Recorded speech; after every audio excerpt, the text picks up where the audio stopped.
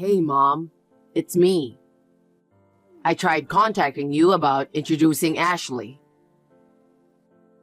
It's finally this week. Having you bring your partner home feels like a dream. It's amazing how my son, whom I've raised for 30 years, is starting his own family. Hey, just wanted to give you a heads up in advance. Ashley has some serious trauma when it comes to dealing with in-law issues. What do you mean? Her mom and her grandma used to clash a lot, and seeing that made her really scared. She's worried she might end up facing the same tough times as her mom herself. I see. I'm sorry to hear that. To be frank, Ashley isn't really keen on meeting you, Mom. I'm different from Ashley's mom or grandma. She doesn't have to feel any pressure around me. I'm a whole different person. Also, I think it's because we're poor too. What? She said she doesn't want to deal with poor folks because she's afraid she'll get taken advantage of and lose everything. So, she's not really up for mingling with them. What are you talking about? That's the situation. So, Mom, try not to bother her with unnecessary chatter. It just makes her uncomfortable. Really? That doesn't sound right. I just want to know the type of girl you're marrying. I thought a little chat might help with that. Of course, I won't pry into everything. Not prying, just hoping for some small talks. Just, please don't do that. What? You might make her feel uncomfortable. How so? Isn't it normal to want to know about your son's future partner? I'm saying it's unnecessary. Bringing Ashley should be enough, right? We'll just pop in briefly and head out. What? I don't want her to feel some type of way before we get married. This is Ashley. Thank you for welcoming me today. Hi, Ashley. Thank you for texting me. I hope you had a good time. I was a bit worried. Please, take good care of my son. Of course I will.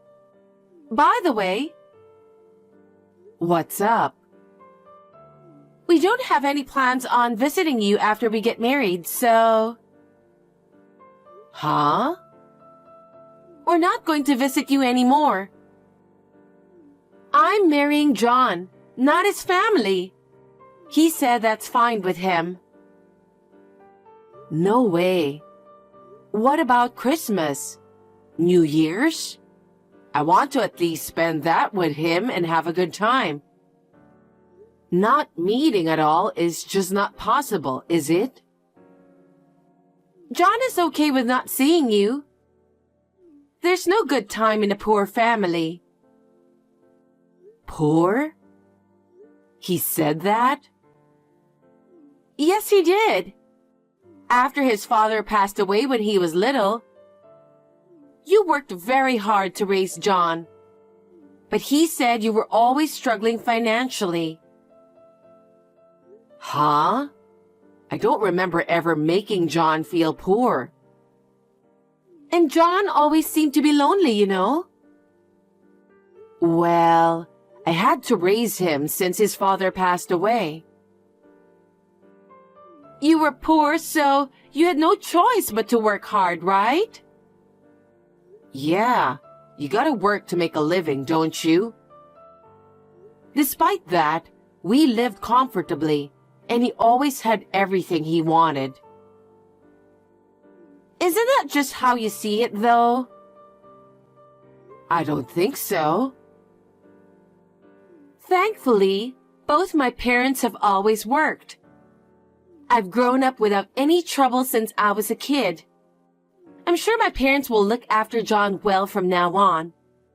So you don't need to worry about anything. Well, that's good, and I'm grateful for that. But I can't rely on them completely. I'm saying it's fine, so it's fine. Ashley? Anyway, I won't be visiting you. I don't think I'll be reaching out either. If you need anything from me, please go through John. What? I don't want to speak with you anymore, so please communicate any matters through John. Mom, just to let you know, Ashley and I welcomed a precious baby boy. What? That's great news. Congratulations. I didn't know anything about it until now. I thought, since we won't be seeing each other, I didn't really need to tell you. What? I won't even get to meet my first grandchild? I'm okay with you seeing him, but it's all up to Ashley. If she says yes, I'll take him to see you. If she says yes? I'm his grandmother too, you know. Being his real grandma, I have every right to meet him, don't you think? Did you forget what Ashley said? She depends on her parents, so Mom doesn't need to do anything. I don't want to do anything without her knowing. Plus, Ashley does not want to expose him to a poor household vibe. Why do you two keep saying that? I'm still working and making a living. You can't be too extravagant on a part-time income, can you? It's better to rely on Ashley's parents. That way, we and our kids will have a better life. Is that how you talk to your own mother? I've had enough. I'll just send the gift to your home instead. Miranda! What's the deal with this gift? I never asked for anything like this. Hi, Ashley. How's your health after giving birth? Congratulations, by the way. It's not really that much, but I wanted you to have something nice. Can you accept it? Why are you sending cash? We're not exactly struggling, you know. I didn't mean it like that. Since we don't see each other often and can't talk much, I wasn't sure what you'd like, so I thought it would be best for you to pick something you want. I know what you're up to. Huh? You're trying to buy my son with money, aren't you? Huh? What do you mean? You thought if you gave me the money, you'd get to see your son, didn't you? Ashley, that's not my intention. I just wanted to give you something for the baby. Why would you think that? You're thinking of making him the heir just because he's a boy, aren't you? I can see through that. But this isn't a joke. My parents would definitely be furious if they found out I was being groomed as the heir of such a poor family. What do you mean by poor family? I think you and John have misunderstood something. Why can't you just accept my gift? It's because you're poor. You've been living your whole life planning things with an agenda, haven't you? Even this time, you thought that if you invested in your son and held on to him, you would never have to worry about money, didn't you? Why would I think that? I'm not struggling financially. Please, just leave us alone. I have no intention of letting my son see you in the future. I'd appreciate it if you could stay away from us. We will build a happy family together without you. We don't need anything from you. Hold on, Ashley. You guys have got it all wrong. Just listen to me, please. No! I don't want to talk to you. I made it clear when we got married. That's all I have to say. Goodbye. Mom, what have you done?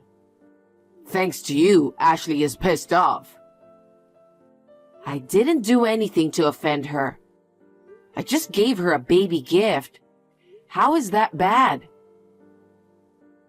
Yes, it is. No one asked you for it. Where did you even get the money? You know what? You've been saying we're poor for ages, but aren't you misunderstanding something? No need to play dumb. Ashley was wondering why you'd send money when you're poor, as if it's some kind of insult. Why did you send us cash? What do you mean?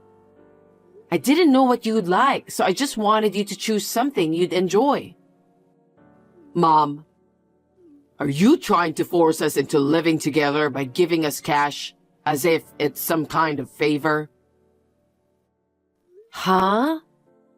Why do you and Ashley only think of things that way? Living day to day is tough, right? Since Dad passed away, you've been working nonstop. I've been home alone, feeling lonely all the time. I do feel like I've made you feel lonely in that regard. And I'm sorry. But why does that mean we have to be poor? You worked hard for low pay, right? You couldn't take breaks because it wouldn't bring in money, so you had to work even if it meant leaving me alone. Growing up in a single-parent home, I always had to make sacrifices. Huh? So when I got married, I wanted to build a happy, financially secure home, without Mom getting in the way.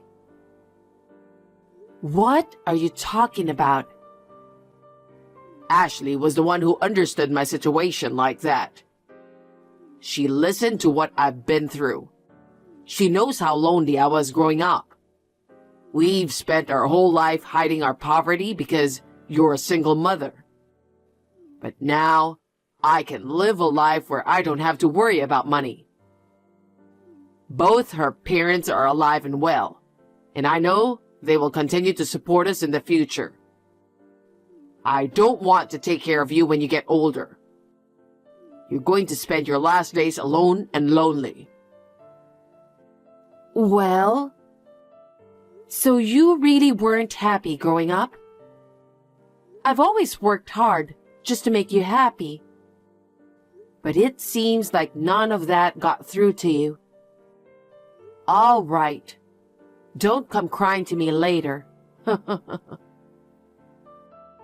Huh? Did I ever make you feel financially tight? I've always made sure you got what you wanted. Well, except for the fancy stuff. You didn't get me video games, did you? All my friends were playing it together but me. That's because you didn't keep your promise, right? You took advantage of me coming home late and just goofed off instead of doing your homework. Well, I sent you to a fancy private high school, let you join all the clubs you wanted, remember? Whenever you wanted to go to cram school, I paid the tuition and let you go to your favorite one. For college, I even sent you to the most prestigious private university around here, known for its high tuition fees. And when you said you wanted to live alone, I rented a brand new apartment with top-notch security, didn't I? So where's the poverty in all of that? What have you had to sacrifice? You're right. I've never made you sacrifice anything when it comes to money, have I? Ashley had me completely brainwashed. But honestly, I've never felt financially deprived. I just remember feeling lonely because I couldn't be with Mom. You never seem to show much interest in me. Since it seems like you're not aware, let me fill you in. Your father was the owner of a company, but when he passed away, I had no choice but to take over. I had to ensure the welfare of his employees too. What are you talking about? I'm the president of the company. What? I've never experienced poverty. I'm forever grateful to your father for that. His company allowed me to raise you well. All I had to do was pour my energy into keeping the company thriving. What? Because of all the work I've put in, the company's doing way better now. I can live comfortably on my own, and I don't have to stress about when I get old. You're kidding, right? You were rich? Your dad always intended for you to step up and run his company when the timing felt right. Really? I'm going to be the CEO? That was his wish. But things have changed now. What do you mean? You and your wife despise me so much, you completely cut ties after your wedding. Then, out of nowhere, I find out I'm going to be a grandparent. But when I try to send a gift, you shut me down, saying it's none of my business. You look down on me and mock me for not being as well off. And you expect me to hand over your dad's company to you? No way. I won't stand for it. Wait a minute, Mom. I didn't know anything. That Dad ran a company? That he was the president? That you took over as president? Because I grew up feeling lonely. I always thought we were poor. Even if you didn't know, I just can't let it slide. People who bully the vulnerable won't get any respect. I'm not letting you inherit this company. No way. If I become the president, I can surely make sure Ashley and the kids live without worries.